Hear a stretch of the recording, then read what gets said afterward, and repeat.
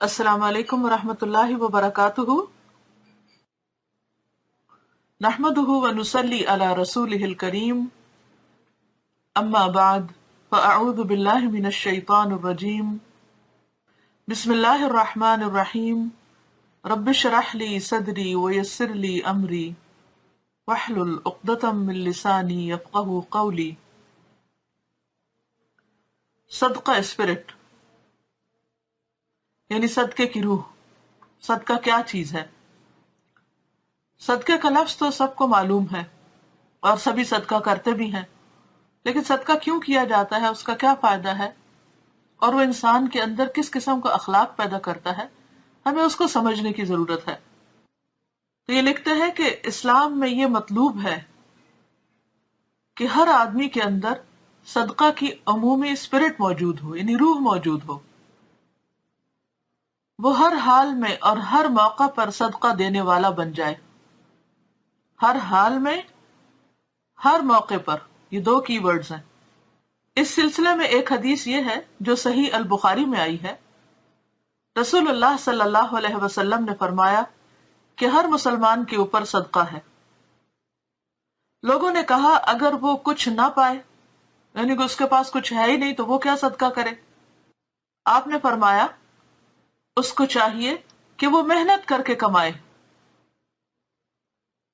پھر اس میں سے کچھ اپنے لیے لے اور کچھ دوسرے کے اوپر صدقہ کرے۔ یعنی جس کے پاس کچھ نہ ہو وہ محنت کرے اور کچھ کمائے، حاصل کرے، پھر اس اپنی کمائی سے خود بھی فائدہ اٹھائے اور دوسروں پر بھی خرچ کرے۔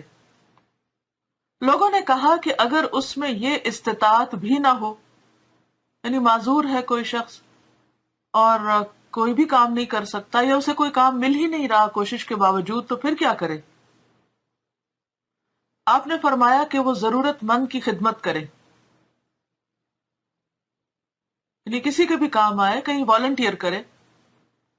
لوگوں نے کہا اگر وہ ایسا بھی نہ کر سکے، مثلاً یہ کہ کوئی خاتون خانہ ہے، اپنے گھر میں بچوں کے ساتھ مشغول ہے، باہر نہیں نکل سکتی، ڈرائیونگ نہیں آتی، اجنبی ملک ہے، اجنبی جگہ ہے، کہیں کچھ کرنے کا نہیں، آپ نے فرمایا کہ اس کو چاہیے کہ وہ خیر کی نصیحت کرے۔ اب تو کمیونیکیشن کا دور ہے، کسی سے بھی فون پر بات ہو تو اس کو اچھی بات بتائے، اچھا مشورہ دے، اس کی دل جوئی کرے۔ لوگوں نے کہا اگر وہ ایسا بھی نہ کر سکے، یعنی کسی وجہ سے اس کے پاس یہ فیسلٹی بھی نہیں، آپ نے فرمایا پھر اس کو چاہیے کہ وہ شر سے باز رہے، یعنی کسی کو بھی تکلیف دینے سے بچے، کیونکہ یہ بھی اس کے لیے صدقہ ہے۔ فتح الباری 462 صفحہ جلد 10۔ تو اس سے پتہ یہ چلتا ہے کہ صدقہ ایک وقتی عمل نہیں، یعنی ایسا نہیں کہ ٹائملی کوئی آپ کہیں تھوڑا بہت کسی کو دے دیں اور اس کے بعد ختم بات، بلکہ وہ ایک عمومی اسپرٹ ہے۔ جب ایک آدمی کے اندر صدقے کی یہ اسپرٹ پیدا ہو جائے تو اس کا اظہار ہر وقت ہوتا رہے گا۔ جو آدمی صدقہ اسپرٹ کا حامل ہو وہ کسی بھی حال میں صدقہ والے عمل سے خالی نہیں ہو سکتا، یعنی کبھی بھی وہ صدقے کے موقع کو، نیکی کرنے، خیر کرنے کے موقع کو ہاتھ سے جانے نہیں دے گا۔ صدقہ کی اصل دوسرے انسانوں کے لیے خیر خواہی ہے۔ جب کسی آدمی کے اندر یہ روح بیدار ہو جاتی ہے تو وہ اپنے اندرونی جذبہ کے تحت مجبور ہوتا ہے کہ وہ دوسروں کے لیے جو کچھ بھی کر سکتا ہے کرے۔ اگر اس کے پاس مال ہو تو وہ اپنے مال میں سے دوسروں کی مدد کرے گا، اگر اس کے پاس کوئی مال موجود نہیں تو وہ اپنے ہاتھ پاؤں کو استعمال کر کے کمائے گا، اور پھر اس میں سے کچھ اپنی ضرورت میں خرچ کرے گا اور کچھ دوسروں کو دے گا، اور اگر اس قسم کا مال بھی اس کے پاس نہ ہو تو وہ اپنے جسم اور دماغ سے دوسروں کی خدمت کرے گا، مثلاً راستے سے کانٹا ہٹانا یا کسی مسافر کو راستہ بتانا۔ اسی طرح اس کا یہ جذبہ بوقت ضرورت نصیحت کی صورت میں ظاہر ہوگا، وہ دوسروں کی اصلاح کے لیے انہیں میٹھے الفاظ کا تحفہ دے گا۔ اس صدقے کا آخری درجہ یہ ہے کہ آدمی ایسے کام سے اپنے آپ کو بچائے جس سے دوسروں کو تکلیف پہنچنے والی ہو۔ اور بعض اوقات ہمیں احساس نہیں ہوتا کہ دوسروں کو ہماری کن کن باتوں پر تکلیف ہوگی۔ اگر آپ یہ جاننا چاہیں کہ دوسرے کن باتوں سے تکلیف اٹھاتے ہیں تو آپ تھوڑی دیر کے لیے یہ سوچئے کہ آپ کو دوسرے لوگوں کی کون کون سی باتیں اچھی نہیں لگتی. آپ ان کی فہرست بنا لیجئے کہ ان کے بولنے کے انداز میں یا ان کے چلنے کے انداز میں یا دیکھنے کے انداز میں یا کسی بات پر تبصرہ کرنے کے انداز میں یا کسی خاص کام کو مخصوص طریقے سے انجام دینے کے اعتبار سے آپ کو دوسروں کی کچھ حرکتیں کچھ باتیں اچھی نہیں لگتی، تو پھر کوشش یہ کریں کہ جو آپ اپنے لیے پسند نہیں کرتے وہ دوسرے کے لیے بھی نہ کریں.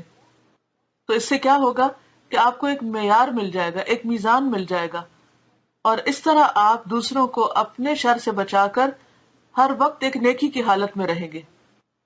بنیادی طور پر صدقہ کی جو روح ہے وہ یہ کہ انسان ہر لمحے دوسروں کو فائدہ پہنچانے والا بن جائے، دینے والا بن جائے، دوسروں کے لیے خیر سوچنے والا بن جائے. اگر آپ اور کچھ بھی نہیں اس وقت کر رہے تو آپ دوسروں کے لیے اچھی باتیں سوچیں کہ اچھا اس کو کیسے فائدہ پہنچاؤں، اس کو کیسے فائدہ پہنچاؤں. اور اگر آپ کا ذہن اس رخ پہ چل پڑے تو آپ دیکھیں گے کہ آپ کو کس قدر خوشی نصیب ہوتی ہے. لیکن عموماً ہم اپنے ذہن کو کس طرح استعمال کرتے ہیں؟ بالکل اپوزٹ ڈائریکشن میں. نیگیٹو تھنکنگ، اس نے میرے ساتھ یہ نہیں کیا، میں اس کو یوں مدد چکھاؤں گا، اس کے ساتھ ایسا کروں گا، اس کے ساتھ ویسا کروں گا. یہ باتیں نہیں ہم کو کرنی چاہیے. اگر ہم دوسرے کے لیے خیر اور بھلائی کرنے والے ہوں گے تو انشاءاللہ وہ خیر اور بھلائی ہم تک بھی لوٹے گی. جو آپ بوئیں گے وہی کاٹیں گے. چلیے ٹھیک ہے، چھوٹی چھوٹی نیکیاں سوچئے، چھوٹے چھوٹے کام سوچئے، چھوٹی چھوٹی بھلائیاں. سب سے پہلے اپنی سوچ میں خوبصورتی لائیے، پھر اپنی گفتگو میں لائیے، پھر اپنے رویے میں لائیے، پھر اپنی چال ڈھال میں لائیے. آپ دوسروں کے لیے ہر موقع اور ہر وقت خوشیاں بکھیرنے والے بن جائیں تو انشاءاللہ آپ دیکھیں گے کہ آپ بہت کچھ کرنے کے قابل ہو جائیں گے. جو چھوٹے کام پہ راضی ہو جاتا ہے اللہ تعالیٰ اس کو بڑی نیکیوں کا بھی موقع دے دیتے ہیں، پھر راستے کھلتے چلے جاتے ہیں. تو اللہ تعالیٰ سے دعا ہے کہ اللہ تعالیٰ ہمیں عمل کرنے والا بنائے. اوکے، جزاکم اللہ خیرن. السلام علیکم ورحمۃ اللہ وبرکاتہ.